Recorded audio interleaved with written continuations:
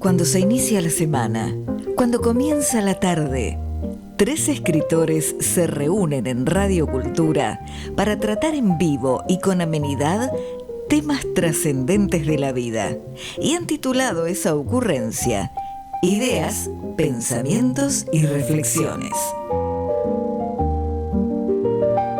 Durante el transcurso de una hora estarán con nosotros Jorge Giorno, Antonio Las Heras y Daniel Ripoll para acompañarnos con palabras y buena música. Con ustedes, entonces, tres escritores en la tarde.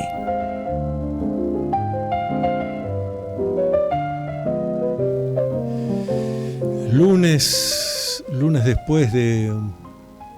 Tuvimos el equinoccio de otoño, que este año cayó el día 20 de marzo, y el 21 el equinoccio simbólico.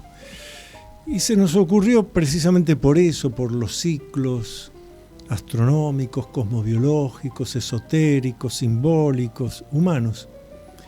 Dijimos, ¿por qué hoy no nos preguntamos si existe algo que podamos llamar el destino?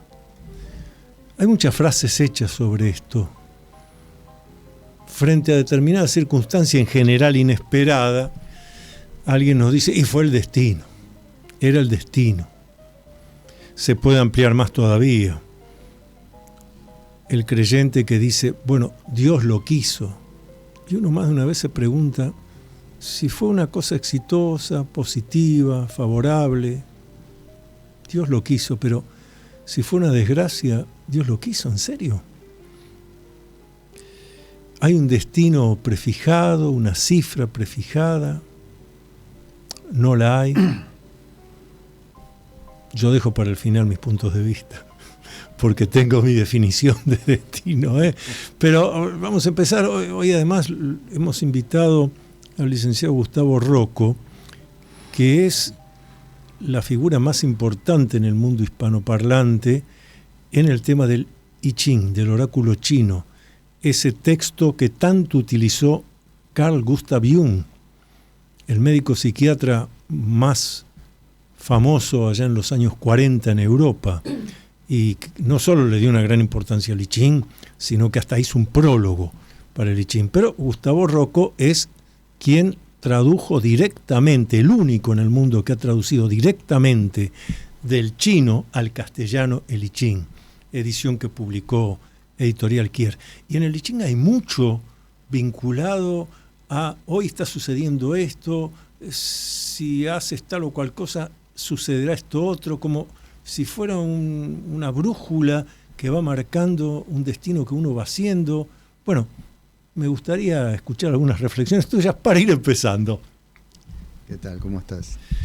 Gracias por compartir esta mesa. Invitarme a compartir esta mesa. Sí. Háblale al micrófono. Le hablo al micrófono. Sonidista. Está bien. Sí. Sobre el destino. Sí. ¿Cuál es tu...? Yo me voy a basar un poco en lo que es el pensamiento chino, porque claro, estudié la cultura. Y el destino para ellos no es algo que está rígido ni prefijado. Ellos usan la palabra Ming para determinar el destino, que tiene un doble significado. Es destino y a la vez es mandato. Entonces tu destino no es lo que está fijado, es cómo vas a desarrollar esa potencialidad que vino en tu naturaleza. Por eso es el mandato del cielo. Por eso el emperador es el hijo del cielo y su destino es el mandato del cielo. Entonces cada uno a través del taoísmo, el Tao, tiene un camino para eliminar, digamos, el karma. No quedar envuelto en la acción y reacción que implica el karma. Antes que sigas, danos una definición de karma, porque uno está tomando café con los amigos y te pasó tal cosa. Eso es tu karma. Me parece que está muy alejado. Karma es el efecto de acción y reacción.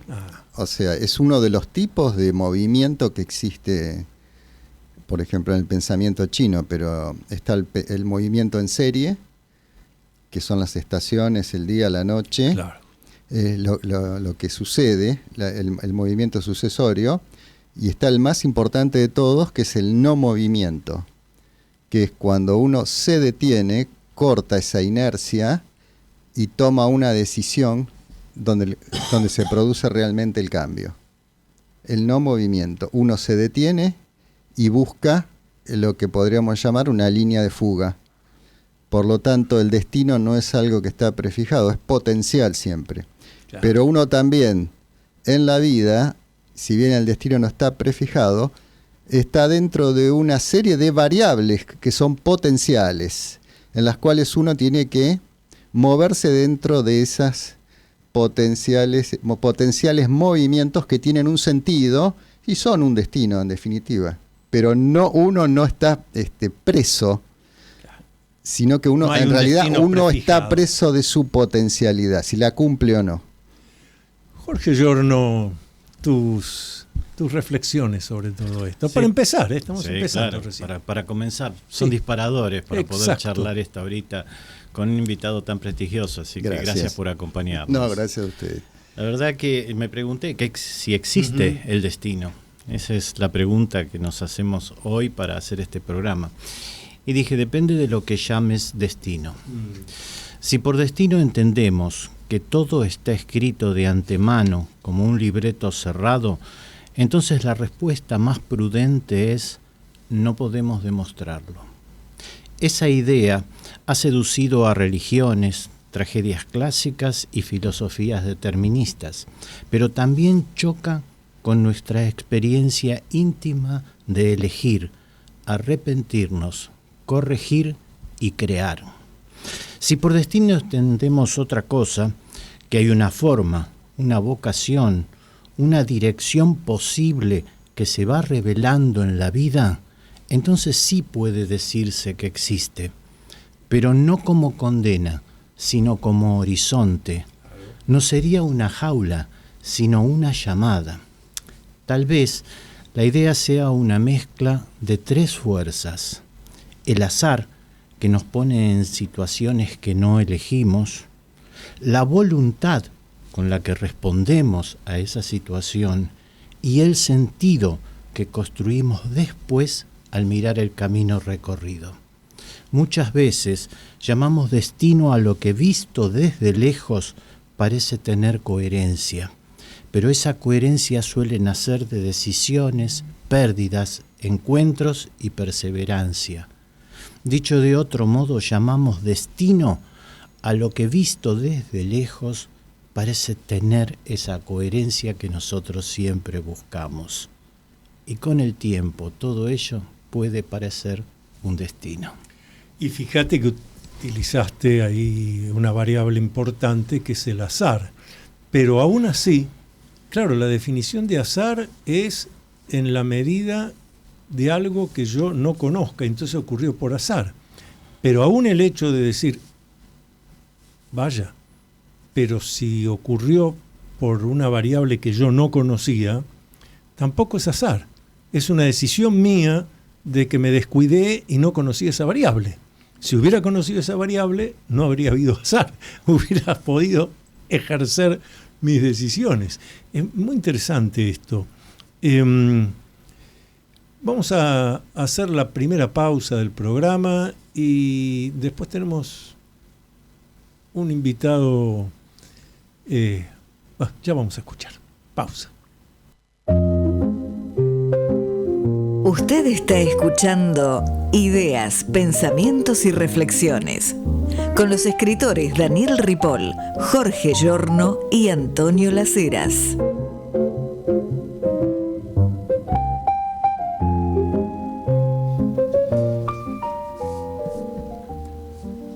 Pedí a la doctora Ana Brenda Horvitz, médica psiquiatra, investigadora en parapsicología, estudiosa del chamanismo, recién llega de un viaje por Centroamérica estudiando temas chamánicos.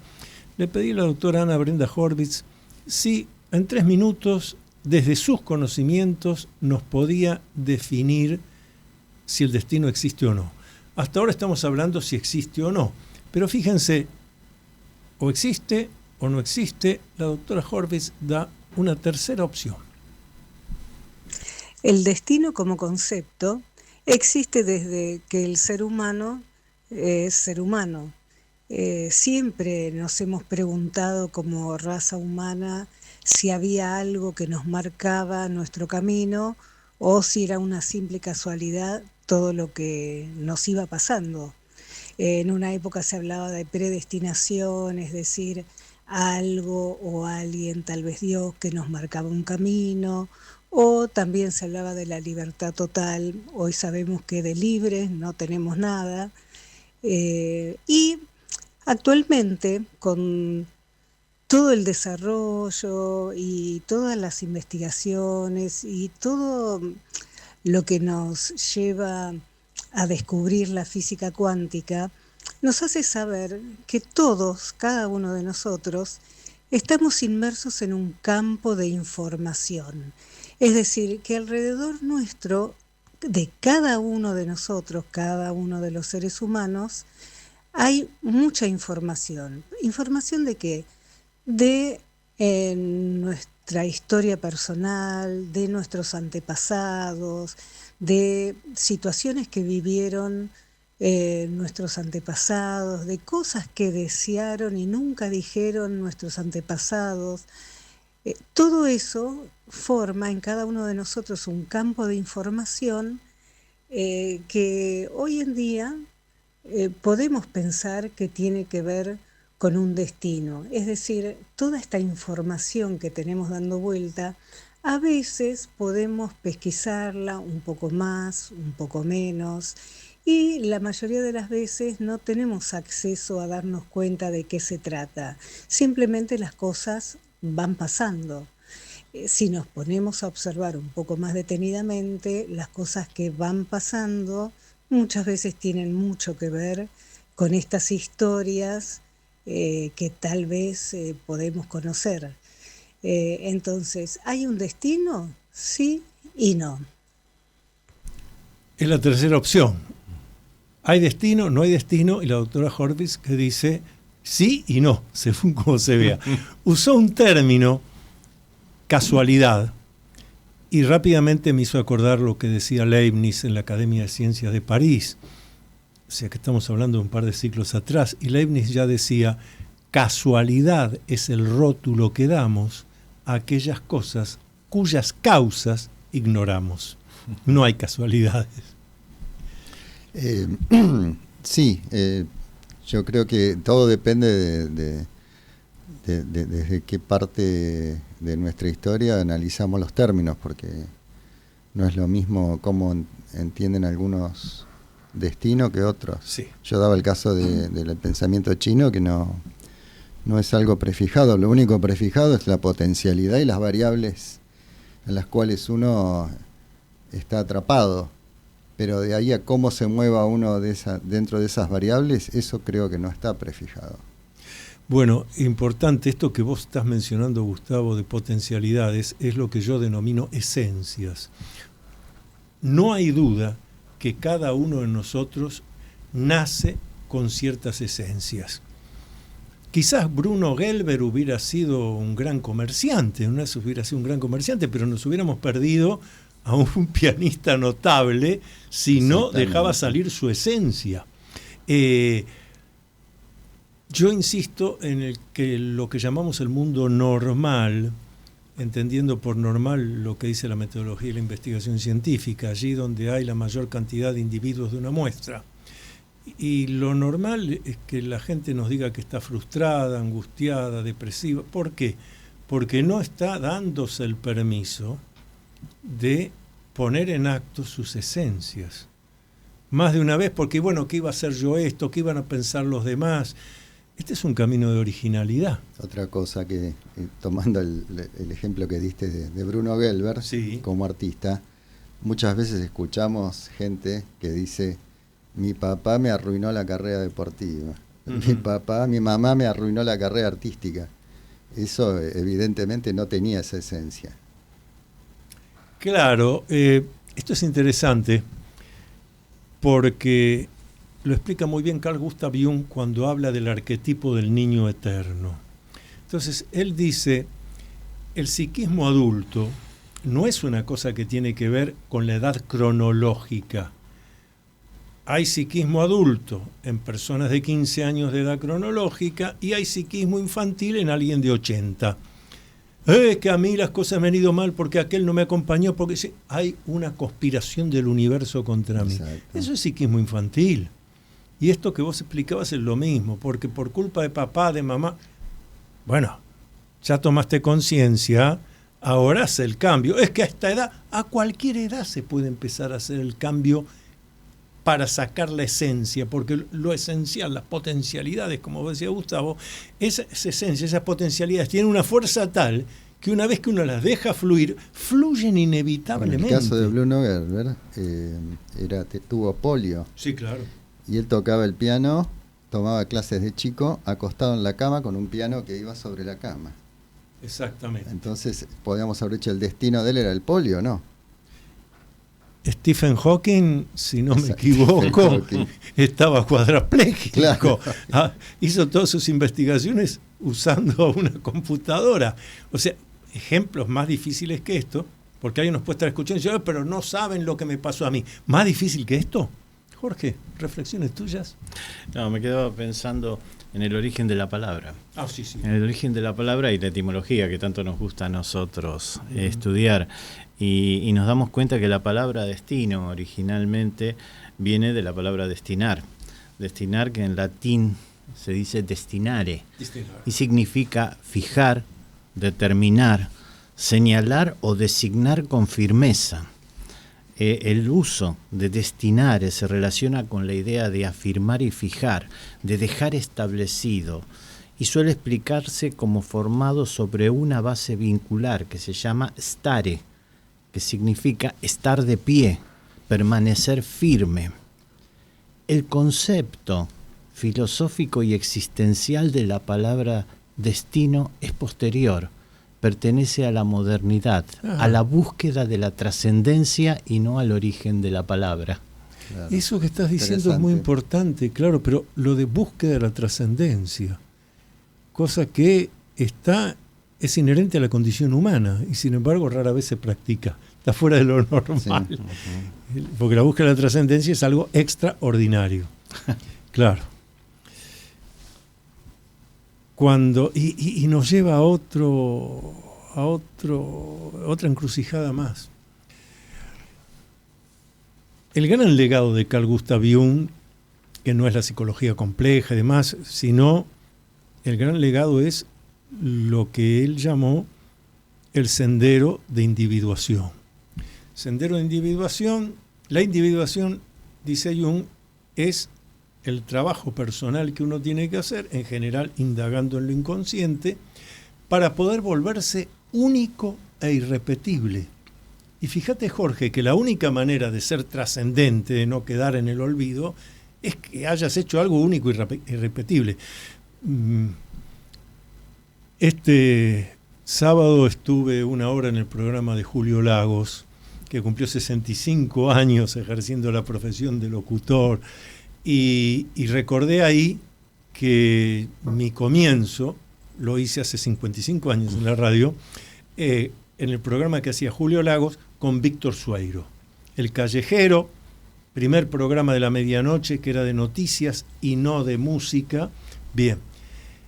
Y yo hablaba mucho esto con Víctor Sueiro, que era alguien muy interesado en las cosas trascendentes, espirituales.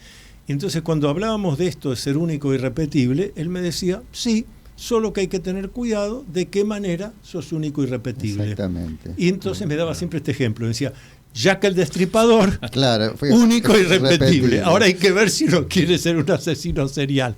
Pero la búsqueda es esa. Es como el tipo que se suicida en el tren, para todo, es único por 10 minutos hasta que liberen las vías, ¿no? Para todo. Sí, claro, para todo. ¿Estás por decir algo? No. Y en este sentido de la trascendencia, Jung iba más lejos, porque hay una desgrabación de una clase magistral que da para médicos que seguían la línea psicológica de él, de la Universidad de Basilea, y habla de la individuación. Entonces Jung lo que explica es que los humanos, esto es muy importante hoy en día en que la expectativa de vida cronológica aumenta, y entonces hay un prejuicio de bueno, sos viejo, quedás a un costado del camino, andás a cuidar a los nietitos. No, Jung explica claramente cómo cada etapa se abren nuevos caminos, nuevas perspectivas, como si fuera un edificio. Sí, vos hiciste el piso quinto, el séptimo, el octavo, bueno, ahora estás haciendo el 11º. Si estás ocupándote del 11º, no estás ocupándote del 10º, ni el 9º, ni el 8º, estás en el 11º. Un alumno, uno de los médicos, cuando termina de exponer esto Jung, entonces le pregunta, dice, profesor, ¿quiere decir que la individuación continúa hasta el último hálito de vida? Y acá viene la respuesta de Jung.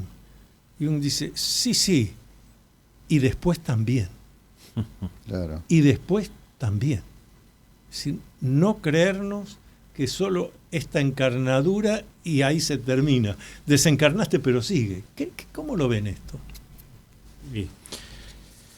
A ver, tiene mucho que ver con lo que hemos estado hablando en otros programas anteriores, sí, principalmente cuando tocamos el tema de la espiritualidad. Exacto. El pensar en que hay algo más después de nosotros mismos, ¿no? Claro. De nuestro presente y de nuestra existencia. Y ese es un gran desafío, porque vuelvo a repetir lo mismo. Si nosotros buscamos, como digo yo siempre, como suelo decir, no pasar desapercibidos por la historia, es porque buscamos una continuidad, dejar rastros para que otros lo puedan utilizar, para que otros se referencien en nosotros. Reconocer nuestros rastros en otra vida. Exactamente, entonces lo que buscamos es esa proyección y buscar en ese sentido, creer que el destino está totalmente escrito, atenta en contra de nuestra propia libertad. Sí. Entonces hay un contrasentido. Nosotros no podemos creer en el destino si creemos en la libertad y en la toma de decisiones. Principalmente el conflicto entre destino y el libre albedrío. Nosotros todos creemos en el libre albedrío y avanzamos en consecuencia haciéndonos responsables de nuestras propias decisiones, sabiendo que el modelo divino nos lleva a tomar las decisiones correctas, pero que no deja de ser un modelo nada más. Y me hiciste acordar, volviendo a Stephen Hawking, hay una entrevista donde el periodista, si no me equivoco, de la BBC de Londres, le pregunta sobre el destino. Bueno, usted que conoce de física, de esto, física cuántica, ¿existe el destino? Y Hawking contesta lo siguiente, dice, mire, lo que a mí me llama la atención es que hasta la gente más convencida de la existencia del destino, cuando llega a la esquina, antes de cruzar, mira si el semáforo está en verde o en rojo. Si vos estás convencido, yo voy más lejos, digo, si hay alguien convencido de que el destino existe, espero que se siente en alguna silla y no se mueva más. Total, lo que tenga que ocurrir va a ocurrir. Exactamente. ¿A que no lo hace? Ibas a decir algo, Gustavo. No, con lo que hablamos de la trascendencia, hay incluso ya científicos que están diciendo que tienen pruebas de que la conciencia permanece. No saben cuánto, pero porque a nivel científico tenés un límite. Sí, claro. Pero sí dicen que tienen probado que hay algún tipo de conciencia después de la muerte, ¿no? Hay un grupo, esto se puede buscar en internet, hay un grupo de investigación que está integrado, entre otros, nada menos que por el Premio Nobel en Física del año 2020, no recuerdo su nombre y apellido, pero es el Premio Nobel de Física del año 2020, que junto con otros investigadores está afirmando que el psiquismo, que efectivamente en inglés están usando el término conciencia, es algo que hasta se encuentra en el universo y que cuando llega a un lugar donde hay una especie que tenga las características necesarias para que pueda manifestarse, ingresa en él. Esto es interesantísimo. Primero, porque está dicho por gente del campo absolutamente académico. Yo puedo estar totalmente de acuerdo, pero el doctor Lacera... No está, bueno, esto lo encabeza un Premio Nobel de Física del año 2020. Pero además eso explicaría algo muy interesante. Lo que la antropología moderna nos muestra, académica, es que el Homo como tal en el planeta Tierra ya hace más de 1 millón de años que estaba. En 1 millón de años no salió de la cueva ni de la caverna. El más desarrollado descubrió que golpeando una piedrita contra otra se hacía una chispita. Y también que golpeando una piedrita contra otra podía ser un cuchillo, una punta de lanza. Uno de los animales que había matado para comer agarró un cuero y se abrigó con eso. Se comía cuando los jóvenes traían la cacería, y si no, no se comía. Así más de 1 millón de años. La misma antropología académica, científica, universitaria, habla de la aparición de algo que llaman el humano moderno. Ocurre entre 13.500 y 15.000 años atrás, nada más, fin del Pleistoceno en lo que hace a los cambios climáticos y geológicos, y repentinamente aparece el humano que tiene libre albedrío, pensamiento racional, reflexivo, positivo, creativo, proactivo, de golpe.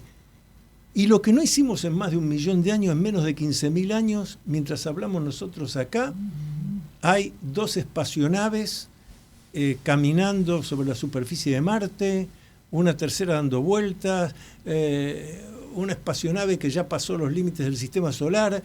Todo esto lo hicimos en 15.000 años. En más de 1 millón de años, nada. Algo pasó. Hay hipótesis, pero esto que dicen este grupo de científicos es interesantísimo. La especie humana podía estar como tal y ser un desarrollo de las otras especies animales. Entra el psiquismo y empieza a manifestarse. Pero hubo un interesante. Vos hablaste de la cacería. Sí. Empezó el ritual mágico. Ajá. A ver. Las pinturas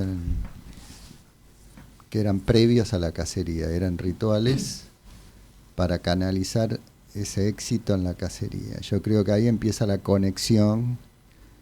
En esos rituales comienza esa conexión con la conciencia. Bueno, claro, y eso son cosas también recientes, pero algunas hay de 30.000, 35.000 años. Calculemos que claro. 30.000 años. Sí. Ya están las pinturas de los rituales, o sea que había una canalización de algo superior que empezaron a captar algunos de estos hombres primitivos, ¿no es cierto?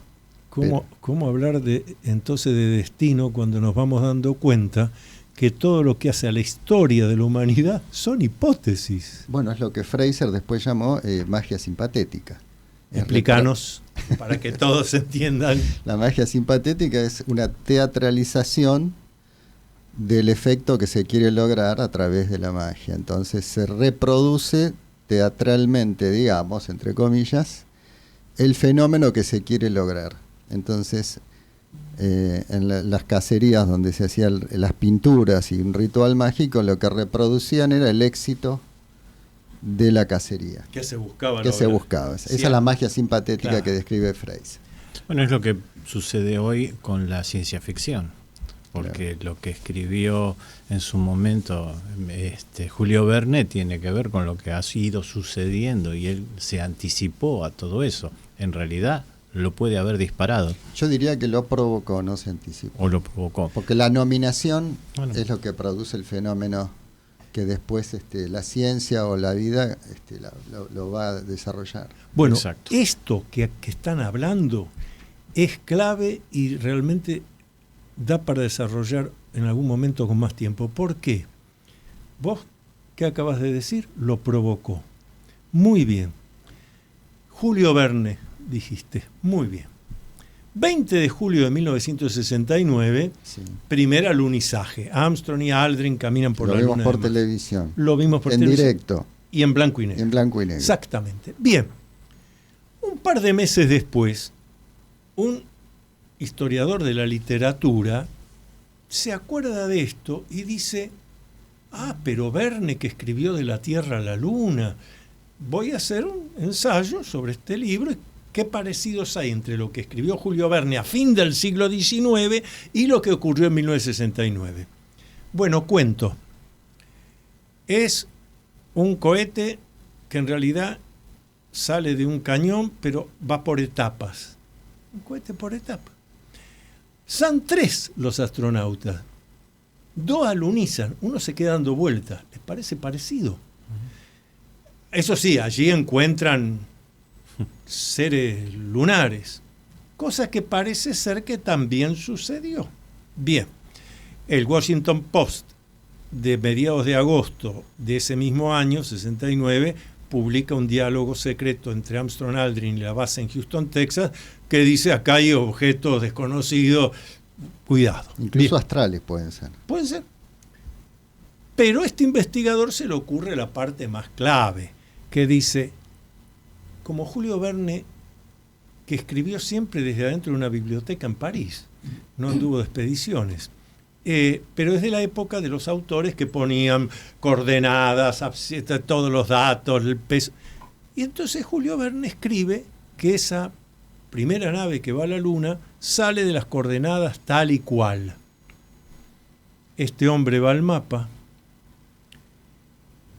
Se trata de un lugar que en la época que lo escribió Julio Verne era un pantano deshabitado completamente, con lagartos y cocodrilos, y por eso después se llamó Cabo Cañaveral. Por eso me interesa tanto lo que vos dijiste de lo produjo. Es decir, todo lo que escribió Julio Verne es lo que después va a suceder, hasta el lugar desde donde salió el Apolo 11. Es crear la Cabo posibilidad. Kennedy. La imaginación crea la posibilidad y siempre en realidad todo es una ficción, lo que pasa es que no nos damos cuenta. La ciencia es una ficción. Vamos a hacer una pausa y ahora después lo dejamos a Gustavo Rocco que desarrolle eso, que a nosotros nos interesa. Pausa. Acompaña a la arquitecta Cintia Pérez a recorrer edificios emblemáticos de la ciudad de Buenos Aires en la 4ª temporada de Espacios con Alma y Música, un programa que une la arquitectura, la historia y la música. Viernes, 22 horas, por Canal A. Abrimos una ventana para observar, descubrir y compartir. Un recorrido posible, un lugar, una escena, una idea, una conversación que se despliega sin prisa, con atención al detalle y al contexto. Veme, con Analía Pinto, los miércoles de 14 a 15 por Radio Cultura. Noticias sustentables, charlas, información y compromiso con el desarrollo sustentable con Mercedes Occhi y Beatriz Jumilla, los martes de 12 a 13 por Radio Cultura.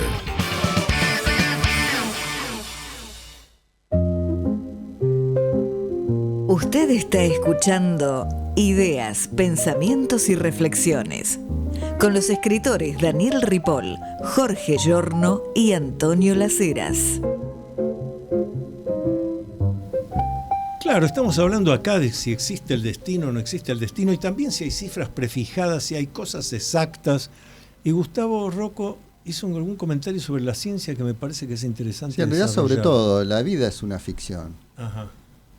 Por eso a veces cuando decimos la ficción supera, o la realidad supera la ficción, es medio relativo, porque en realidad la realidad es una ficción que se supera a sí misma, ¿no? Porque cada acto de la cultura es una ficción. Entonces hay ficciones más sofisticadas, como la ciencia, el arte. Pasa que en el arte tenemos conciencia de la ficción, Claro. porque está la estética, es lo que nos da, es una frontera que nos da la sensación de ficción, pero la ciencia, creando cosas, también es una ficción, también crea ficción permanentemente. Tanto es así, y esto es importante porque mucha gente, cuando quiere descalificar algo, te dice, eso es pseudociencia. Estaría bien si la ciencia fuera exacta. Exacto. Yo estudié historia de la ciencia con uno de los grandes historiadores de la ciencia que hubo en la Argentina, en el mundo hispanoparlante, en la Sociedad Científica Argentina, que fue el ingeniero José Babini. Imagínense que ya empezamos con que es ingeniero, así que es un hombre de los números. Pueden googlear a José Babini, van a conocer mucho de un gran historiador de la ciencia. Y ya en la primera clase, cuando nosotros le decíamos, bueno, una definición sobre historia de la ciencia, Babini decía, sí, cómo no. Esto tienen que conocerlo ustedes para entender el resto. La historia de la ciencia es la historia de la corrección de los errores que todo el tiempo tiene la ciencia. Exactamente. Exacto. Esto es clave. Por eso es falible, es Exacto. un conocimiento falible. Y nos decía más, vuelvo a decir, un ingeniero, un experto en las matemáticas, en la física. Nosotros le decíamos, bueno, para pincharle un poco y que hablara, cosa que no le costaba mucho a Babini, bueno, pero por ejemplo, corrección de historias de errores de la historia de la ciencia. Sí, en medicina no hay duda, en astronomía, pero por ejemplo, en las matemáticas, en la aritmética más bien, porque la geometría ya es distinto. Una cosa es la euclidiana, otra la no euclidiana. Bueno, en la aritmética, y entonces Babini decía, no, es verdad, ahí todavía no hemos encontrado el error. No es que no haya, todavía no lo hemos encontrado. Claro. No hay certezas. No hay certezas. ¿Ibas a decir algo, Jorge, sobre esto? No, me quedé con esto y realmente creo que tiene que ver también con lo que estábamos hablando, que era la construcción del destino. Claro. El destino no está prefijado, lo vamos construyendo, y si hay algunas personas que tienen la capacidad de mirar más adelante e imaginar nuestro futuro y abrir caminos y abrir posibilidades, hacen que eso, en la medida en que avanzamos, sea reconocido como un destino. Entonces alguien lo interpretará como que el destino estaba prefijado, otros de que lo vamos construyendo en la marcha, simplemente porque nunca perdemos la capacidad de tomar decisiones. Y lo que va abriendo el camino hacia el futuro y va marcando nuestro destino es la libertad en la toma de decisiones. Bueno, si vamos al tema, con Espartaco fue el primero que se plantea el fin de la esclavitud. Uh-huh. No lo consiguió, pero... Sí, pero se lo pudo plantear. No, pero quedó un antecedente importantísimo. Pero es tan importante lo que estás diciendo con el ejemplo de Espartaco, porque todas las revoluciones en la historia de la humanidad se hicieron porque un día una persona dijo, esto se puede hacer diferente. Lo criticaron, más de uno terminó sacrificado, etcétera, pero después hubo otro que siguió y siguió. Entonces, esto también es importante, el poder que tenemos los humanos. ¿Cuántas veces hemos escuchado a alguien diciendo, ¿y yo solo qué puedo hacer? Entonces yo contesto, usted no, de historia de la humanidad no, nunca, nada. Porque la historia de la humanidad es la historia de gente que dijo, esto se puede hacer distinto, esto se puede hacer diferente. No es fácil, muy bien, cuando me dicen no es fácil, le digo muy bien. Yo lo único fácil que conozco son los caminos en caída, en bajada. Esos son fáciles. Te costó subir y resbalaste, bajas rapidísimo, 2 costillas rotas, un brazo roto, una pierna para la otra. Es fácil. No. Un humano con psiquismo adulto elude lo fácil y elude lo gratuito. Y ojalá gratuito fuera porque hay que poner dinero o no. No. Yo no hablo del dinero. Hablo del esfuerzo, de la dedicación. Voy a traer una frase de Lichín, traducido por Gustavo Rocco: la perseverancia trae ventura. Qué curioso, ¿no? Dice el facilismo, la rapidez, lo hago enseguida, termina esto, no termina. No, eso sí que es muy infantil. La perseverancia trae ventura. Que perseverancia es la cuarta etapa del tiempo, del ciclo del tiempo. Son los graneros, es la conservación de lo que cosechaste en el otoño. Es el invierno. Y en el invierno tenés que conservar lo que ganaste, que es la cosecha. Y utilizarlo adecuadamente. Jorge. Me quedo con una definición filosófica del destino. En filosofía, el destino suele acercarse a la idea de que el curso de los hechos está de algún modo fijado o necesitado.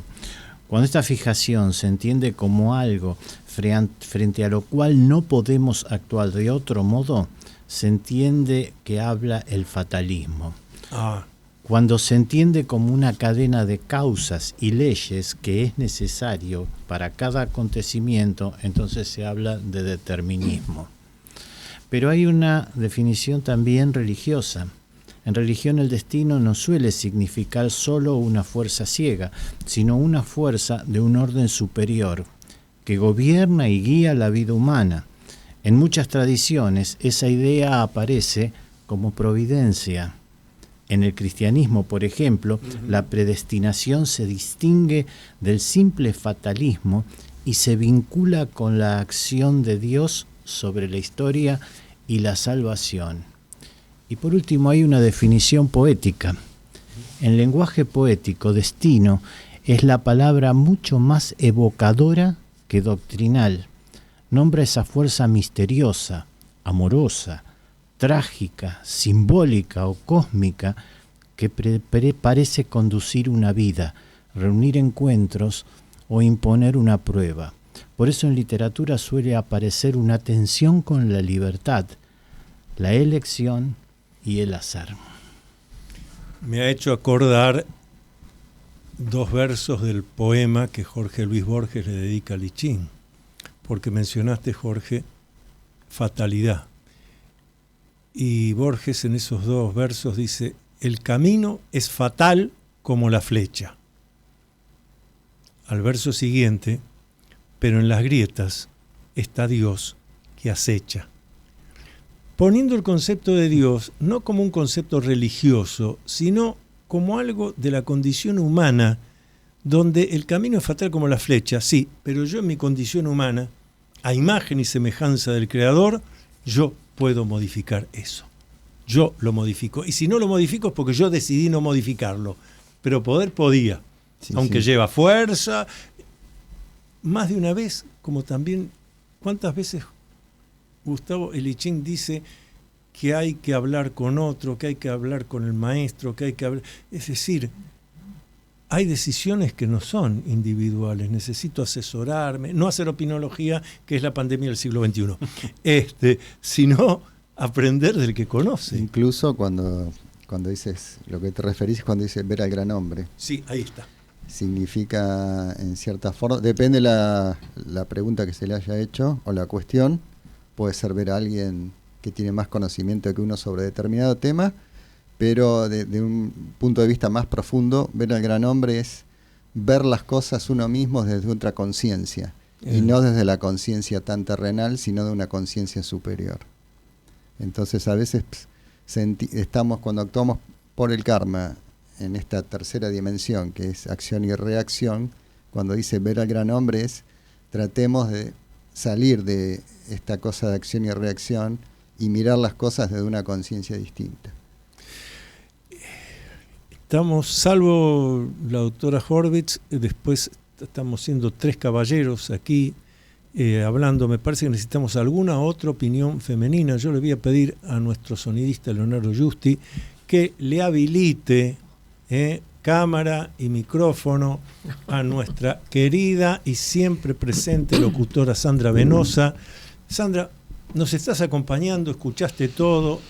Muy interesante. Voy a avisar a los oyentes que no estabas enterada de que yo iba a hacer esto. No, para nada. Pero por eso me parece más valioso con lo que escuchaste, ¿qué nos podés? Tus reflexiones sobre el destino. Yo creo que el destino... ¿Qué tal? Primero, buenas tardes a todos. Y sí, yo creo que el destino uno se lo va forjando de a poco, más allá de que espiritualmente uno pueda pensar que hay algo superior, ¿no? O que ya está escrito.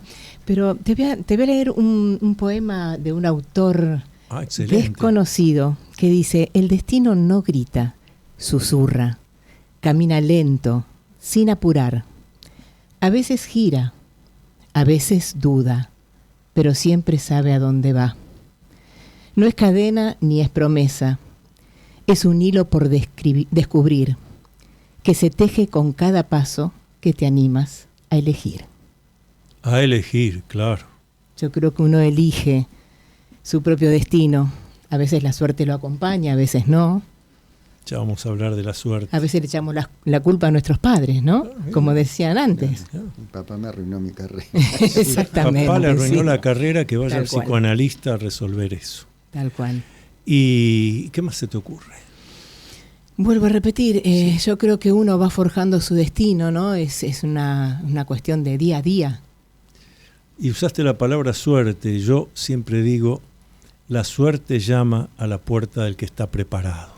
Sí, totalmente. Totalmente de acuerdo. Y de vuelta demuestra que el destino lo hace uno. Me gusta contar esta historia novelesca, pero para que se entienda que la suerte llama a la puerta del que está preparado. Una mañana, después de llover, una persona sale de su casa y va rumbo a la parada del colectivo para ir a trabajar.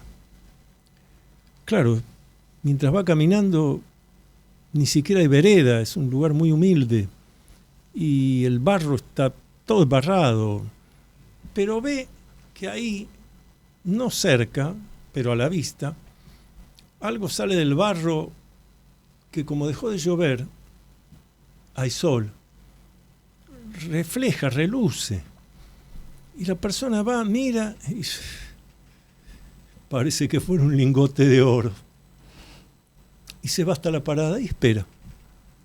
Pasa un segundo que también mira, y ya se anima un poco más, tira la pierna ahí, el pie, a ver si, porque está todo embarrado, a ver si lo puede, pero que le llama la atención eso que está ahí, no, me voy a embarrar todo. Pasa otra tercera persona que también mira y demás, y se va hasta allá y se pone a hablar con los otros y dice, ¿vio esa cosa rara que hay? Sí, qué cosa rara. Pasa un cuarto que mira, mete los pies en el barro, se embarra los pies, un poco el pantalón, demás, mete la mano, se embarra, saca y dice, un lingote de oro. Lo limpia y se va no va a la pared y se va con el lingote de oro. Y los otros tres que están en la parada dicen, mira qué suertudo, se llevó el lingote de oro. La suerte llama a la puerta del que está preparado. Exacto. Y es el destino, porque fueron elecciones. Las tres personas eligieron qué hacer y construyeron su destino en consecuencia. Bueno, la mecánica cuántica se basa en la decisión. Cuando se toma una decisión es cuando se produce un salto cuántico. Entonces no puede haber un destino prefijado desde el momento que se producen esos saltos permanentemente ante cada decisión. Es más, todas las probabilidades generan nuevos mundos. Exacto. Cada vez que uno toma una decisión está abriendo un mundo nuevo. No es que lo otro no sucede.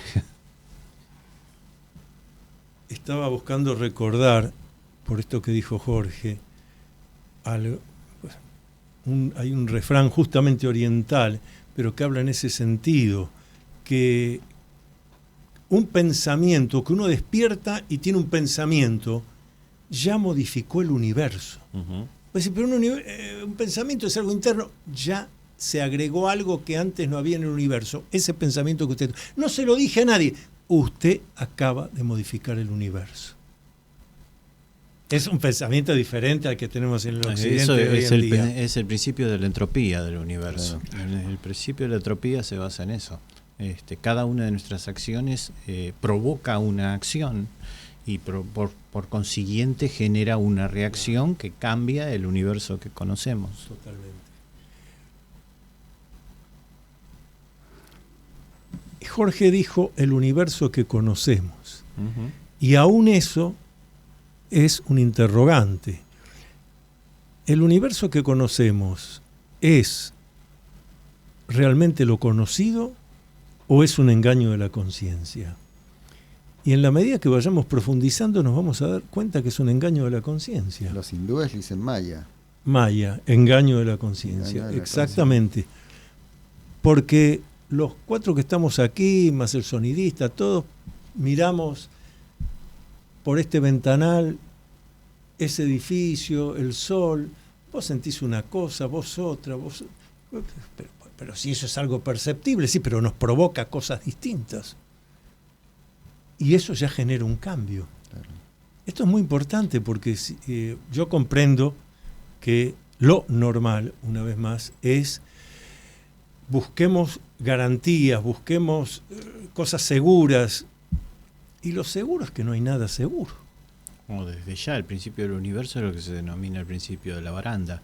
siempre necesitamos ante algo desconocido tener algún lugar de donde agarrarnos, de donde asirnos, de donde estar seguros.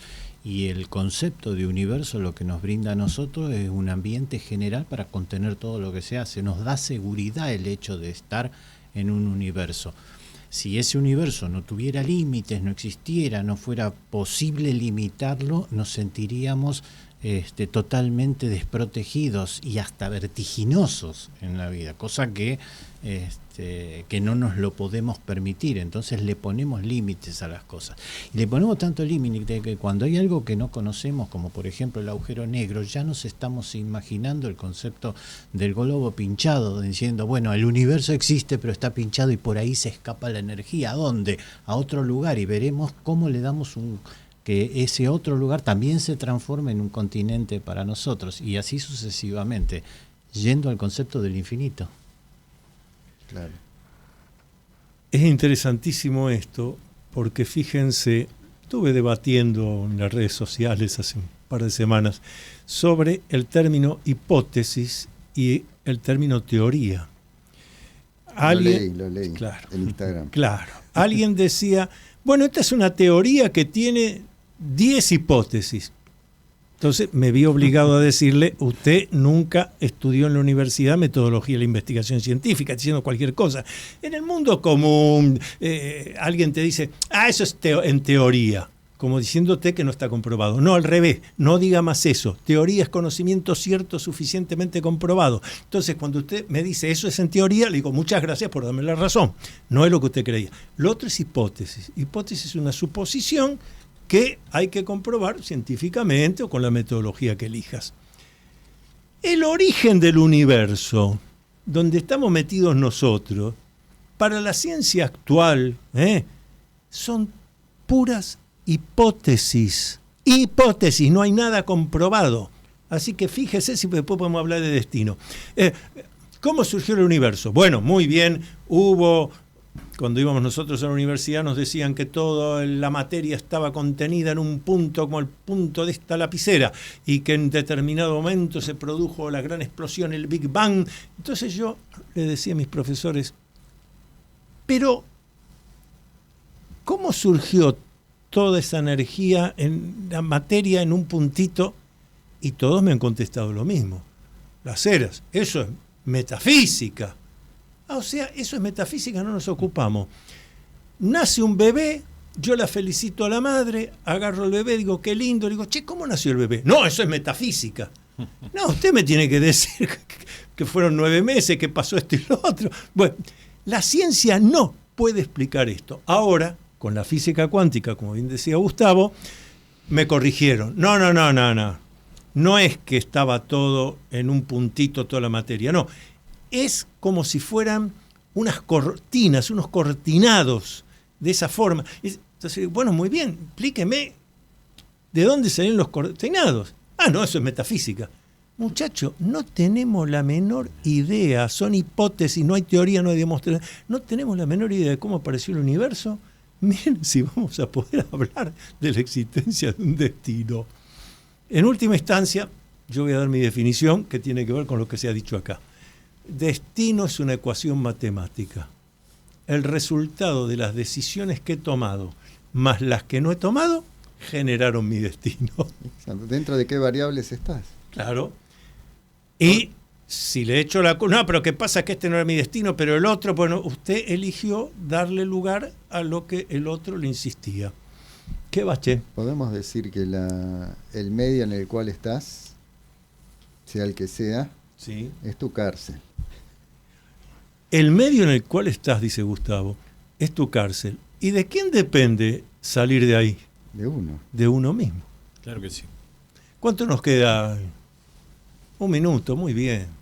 Bueno, insisto, para mí, vamos a dar cada uno su definición. Para mí, destino es el resultado de las decisiones que tomamos más las que no tomamos. Jorge. Nuestro destino hoy fue que al no venir Daniel Ripoll no tuvimos un final musical. Así que lo vamos a hacer nosotros. El destino lo construimos cada día. Es el camino que vamos transitando. Gustavo Rocco. Y es el compromiso de cumplir con tu potencialidad, con la cual naciste. Exacto, y Sandra Venosa. Que todos nosotros somos forjadores de nuestro propio destino. Nosotros forjamos nuestro propio destino de manera tal que el lunes que viene, 15 horas, estamos acá en Radio Cultura. Luminoso abrazo para todos.